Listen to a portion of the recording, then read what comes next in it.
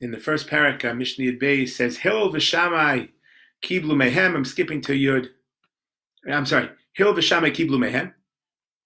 Hillel omer, havi talmidav shel Aaron, ohev shalom v'rodev shalom, ohev sabrios mekarvan la Torah. Hillel has a few suggestions over here. Number one, it should be like the Talmidim of Aaron, and then presumably not a separate one, but underneath that umbrella category is Ohev Shalom, Rodev Shalom, Ohev Sabrius Mekarvan La Torah. I want to show you two beautiful, beautiful insights. Number one is Ohev as Habrios Umekarvan La Torah. What did Aharon love? There are people out there in the world who go into Chinuch, become Rabban, and choose the Judaism business because they love Torah. Those are not the Talmidim of Aaron.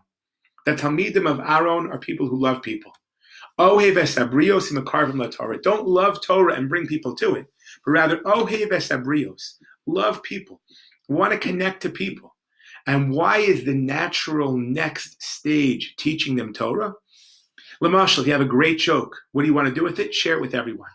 You heard a great insight you want to tell to people. Lahavdil. You heard a great juicy piece of lashon hara you want to tell to people. There's a certain sense that I want to share with people things that I think are great and important and powerful and meaningful and special and important.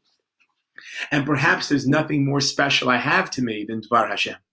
And therefore, Ohev esabrios and the Mekarvan LaTorah means I want to share with you the greatest thing that I was given to me ever, which is Torah. I like to tell my Talmidim that the second most meaningful thing, the second greatest gift, the second best thing that ever happened to me was my existence itself. I deeply, deeply, deeply appreciate living. I deeply appreciate my existence. I deeply appreciate being here. There's only one thing I value more than that. And that's the opportunity to make my life purposeful, to live a purposeful, meaningful life.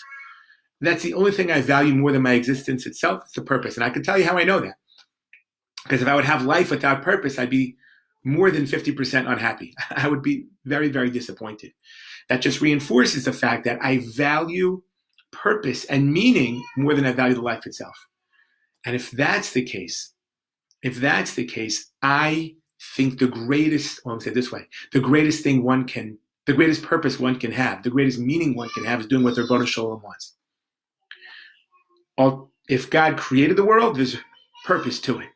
If God did not create the world, difficult to imagine there's a purpose from an accident. I think it was John Humes, the famous British philosopher, who said you cannot have an ought from an it, meaning there cannot be objective morality if there is no God.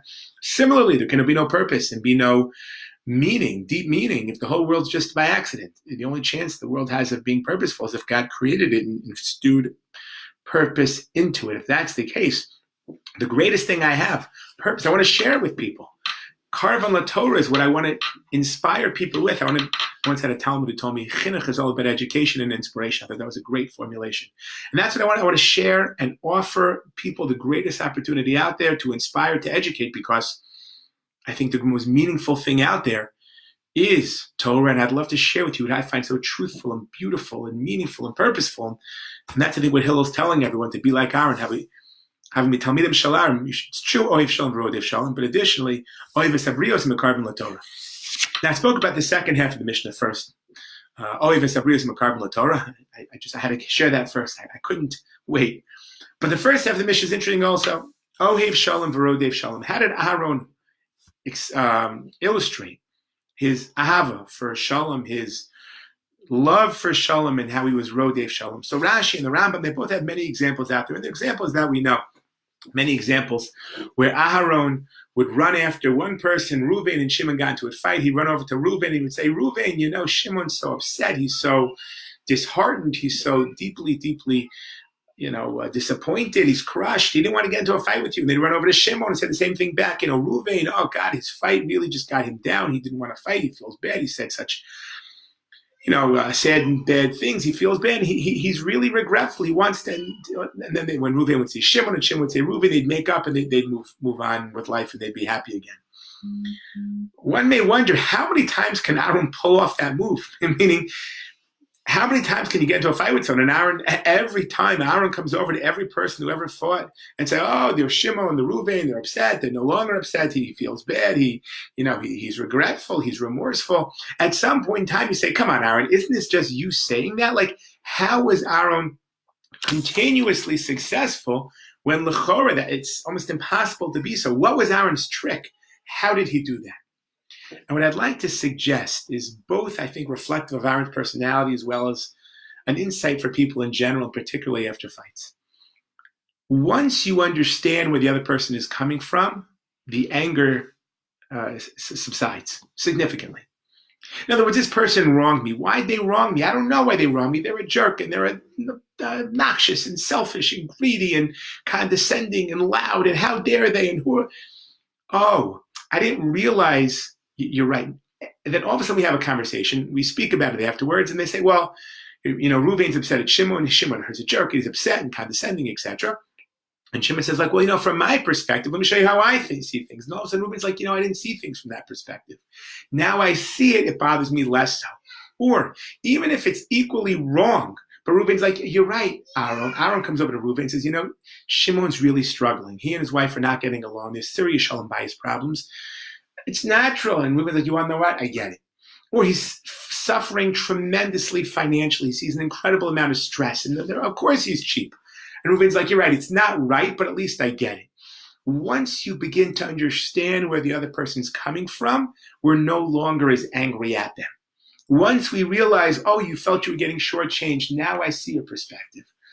Once you do that, you're no longer as angry. What Aaron, I think, did, he understood people very well. He went to Reuben and said, Shimon's, his shortcoming is this, and here's where he's flawed, and here's why he was acting this way. And you shouldn't take it personally. That's just who he is. And the first was like, you're right. That is Shimon. Aaron, you nailed it. That is who Shimon is. He wasn't angry at me. He's just a person who's a little bit, overcautious in this area or suffering in this area.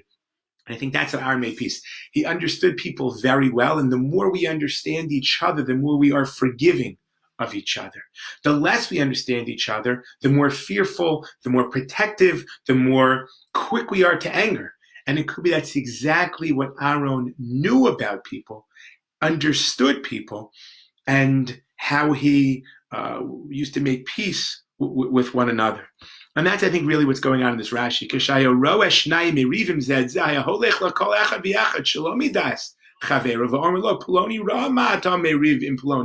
Halahu nashtiach lefnei upaisani lavo atzlacha ledaber imcha alav al shetitratza lepaisimo ukemokin hayimedaber lechaver mitoch dvarim halalu hayamesim shalom beinayim.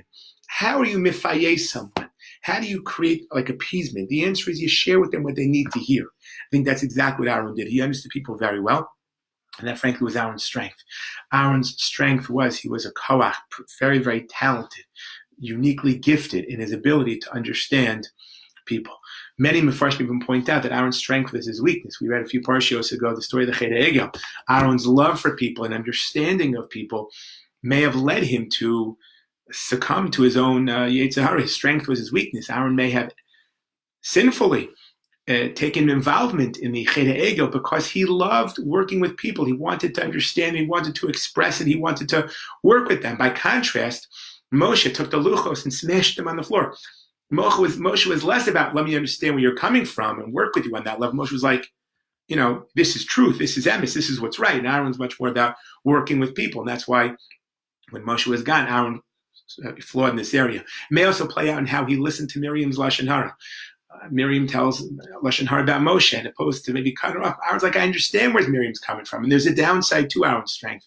Aaron was a tzaddik gomer and wonderful, and the first Kohen Gadol, one of our greatest leaders in Jewish history, and tremendous in tzidkus. But sometimes his one strength is one weakness. No one's perfect. And Aaron's, his incredible strength was his ability to make shalom amongst everyone, as Hillel points out. And perhaps one of the shortcomings was the double-edged sword that is accompanied with that.